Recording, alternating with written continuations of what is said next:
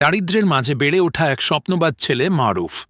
জীর্ণ কুঁড়ে ঘর, নুন আনতে পান্তা ফুরায়, এমন সংসারেও মারুফের চোখে ছিল আকাশের সমান বিশাল স্বপ্ন। স্বপ্নটা কি? কোরআনের হাফেজ হওয়া। প্রতিদিন কাকডাকা ভোরে পেটে পাথর বেঁধে মাইলের পর মাইল পথ হেঁটে মারুফ যেত মাদ্রাসায়।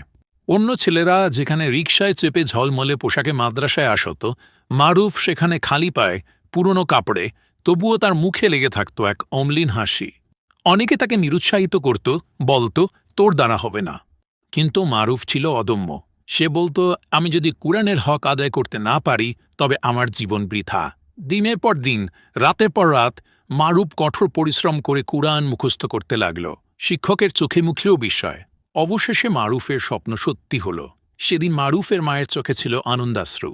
আজ শ্রী মারুফ শুধু একজন হাফেজ নয়, বরং তার গ্রামের গর্ব, তার পরিবারের আশা এবং হাজারো তরুণের অনুপ্রেরণা। তাই তো গল্পটা আমাদের শিখিয়ে যায়, সংসার দরিদ্র হতে পারে, কিন্তু স্বপ্ন সবসময় রাজকীয়।